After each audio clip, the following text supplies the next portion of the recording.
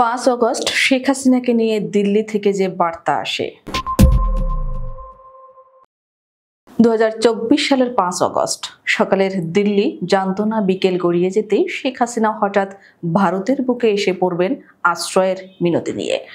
বৃষ্টিস্নাত রাইসিনা হিলসের পেছনে সেই সকালের ব্যস্ততা ছিল কেবল মনসুন অধিবেশনের বিল পাশ করানোর তাগিদে, অথচ এই দিনটি পরিণত হয় ইতিহাসের এক মোড় ঘোরানো সন্ধিক্ষণে।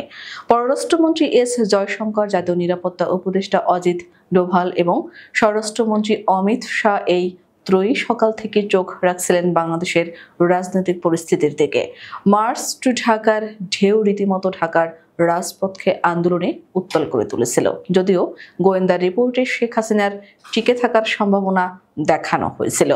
দিল্লি ভাবতেও পারেনি তিনি হঠাৎই দেশ ত্যাগ করবেন, কিন্তু দুপুরের পর সব হিসেব বদলে যায়। পরপর দুটি ফোন কল আসে দিল্লিতে, একটি প্রধানমন্ত্রী শেখ হাসিনার পক্ষ থেকে, অপরটি বাংলাদেশ বিমান বাহিনী থেকে। প্রথম ফোনটি এসেছিল শেখ হাসিনার অফিস থেকে। তিনি নিজেই ফোনে বলেছিলেন ভারতের মাটিতে সাময়িক আশ্রয়ের কথা। দ্বিতীয় ফোনটি আসে বাংলাদেশ বিমান বাহিনী থেকে, ভারতের হিন্ডন বিমান ঘাঁটিতে শেখ হাসিনার সামরিক বিমান নামার অনুমতি চেয়ে। দিল্লি জানত সিদ্ধান্ত নিয়েই ফেলেছেন প্রধানমন্ত্রী হাসিনা। গোয়েন্দা রিপোর্ট ছাপিয়ে বাস্তবতা ঢুকে পড়ে রাজনৈতিক ও সামরিক ক্যালকুলেশনে। সাথে সাথেই অনুমতি দেওয়া হয়।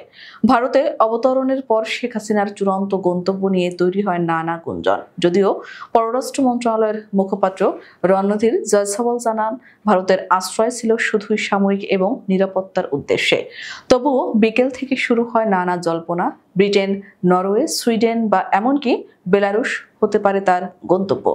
স্বরাষ্ট্র মন্ত্রণালয়ের একটি নির্ভরযোগ্য সূত্র জানায়, শেখ হাসিনার মূল গন্তব্য ছিল যুক্তরাজ্য, কারণ তিনি বাংলাদেশের কূটনৈতিক পাসপোর্টধারী এবং তার সঙ্গে থাকা শেখ রেহানা যুক্তরাজ্যের দ্বৈত নাগরিক। পরিকল্পনা ছিল 5 আগস্ট রাতে লন্ডনের উদ্দেশ্যে রওনা দেওয়ার, কিন্তু নতুন ব্রিটিশ প্রধানমন্ত্রী স্যার কিয়ার স্টারমারের সরকারের আপত্তির কারণে সেই পরিকল্পনা আটকে যায়। দিল্লিতে নিযুক্ত ব্রিটিশ দূত ভারতীয় কর্তৃপক্ষকে জানায়, শেখ হাসিনাকে যুক্তরাজ্যে প্রবেশের অনুমতি দেওয়া সম্ভব নয়। ফলে শেখ হাসিনার ভবিষ্যৎ গন্তব্য নিয়ে অনিশ্চয়তা থেকেই যায়। আর দিল্লির রাজনীতিতে সেই দিনটি চিরস্মরণীয় হয়ে ওঠে। উল্লেখ্য, ছাত্র জনতার বিক্ষোভের মুখে প্রধানমন্ত্রীর পদ থেকে পদত্যাগ করে দেশ ছেড়ে পালিয়ে গেছেন শেখ হাসিনা। সঙ্গে নিয়ে গেছেন তার ছোট বোন শেখ রেহানাকেও। এজন্য তাকে 45 মিনিটের সময় বেঁধে দেওয়া হয়। শেখ হাসিনা তখন ভাষণ দিতে চাইলেও অপারগতা প্রকাশ করা হয়। এরপর দুপুর 2:30টার দিকে শেখ হাসিনা একটি গাড়িতে করে তেজগাঁও পুরনো বিমানবন্দরে যান। সেখান থেকে একটি সামরিক হেলিকপ্টার শেখ হাসিনাকে নিয়ে উড়াল দেয় ভারতের উদ্দেশ্যে। সঙ্গে নিয়ে যান 6টি সুটকেস। এর একটি ভিডিও চিত্র পাওয়া যাচ্ছে সামাজিক যোগাযোগ মাধ্যমে। তিনি যখন হেলিকপ্টারে উঠছিলেন তখনও গণভবনের আশপাশে ঘিরে রাখেন লাখ লাখ ছাত্র জনতা। এ সময় পুরো দেশের ইন্টারনেট সংযোগ ছিল বিচ্ছিন্ন। শেখ হাসিনাকে বহনকারী হেলিকপ্টারটি উড়াল দেওয়ার পর উন্মুক্ত হয়ে যায় গণভবন, চালু হয় ইন্টারনেট সংযোগও। এরপর গণভবনের ভিতরে ছাত্র জনতার ঢল নামে।